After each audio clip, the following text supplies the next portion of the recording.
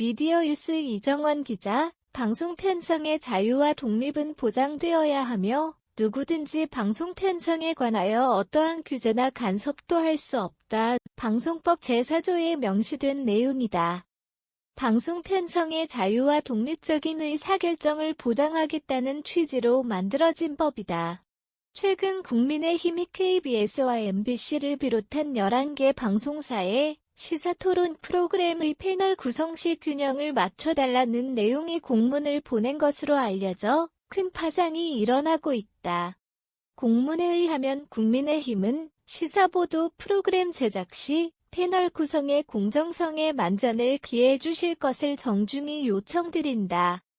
특히 패널 구성 시 진보 보수의 균형이 아니라 여야의 균형을 맞춰주실 것을 부탁드린다고 적었다.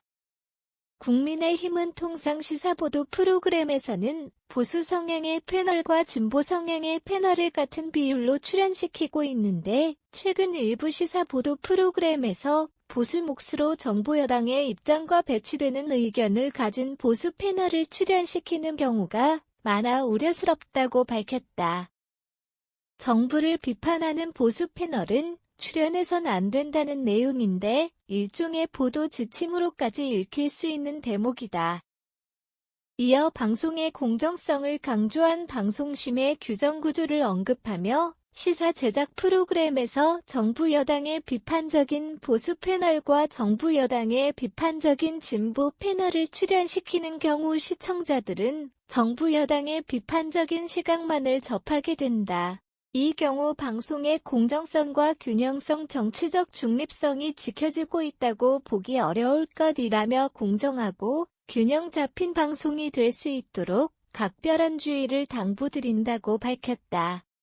그러나 이 같은 주장은 방송의 독립성을 강조한 방송법 제4조 위반의 소지가 크다. 앞서 대법원은 2014년 세월호 참사 당시 KBS 보도국장에게 전화를 걸어 뉴스 내용을 바꿔달라고 요구한 이정현 당시 청와대 홍보수석에 대해 방송법 4조 위반 혐의로 1,000만 원 벌금형 유죄를 확정한 바 있다. 정부 여당이 언론과 갈등을 일으킨 것은 이번이 처음이 아니다. 지난 9월 28일에는 윤석열 대통령의 미국 순방 중 비속어 발언 논란을 최초 보도한 MBC의 국민의힘 의원들이 항의 방문한 바 있다. 당시 의원들은 MBC가 대통령이 순방 외교를 폄훼하는 조작 방송을 했다고 주장하며 사과를 요구했다. 권성동 국민의힘 의원은 사장 사퇴는 물론 MBC의 민영화 논의도 시작해야 한다고 말했다.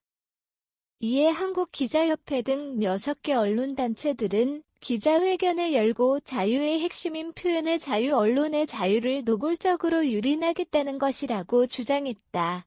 윤석열 대통령이 취임 이후 가장 많이 강조한 단어는 자유였다. 윤 대통령은 지난 5월 10일 취임식에서 자유는 보편적 가치이며 결코 승자 독식이 아니라며 어떤 사람의 자유가 유린된다면 모든 자유시민은 연대해서 도와야 한다고 말하며 자유를 35번 언급했다. 9월 미국 뉴욕에서 열린 유엔 총회 천년설에서는 21번 자유를 말했다. 과연 윤 대통령이 그토록 강조한 자유에서 언론의 자유는 어디에 있는 것인지 묻지 않을 수 없다.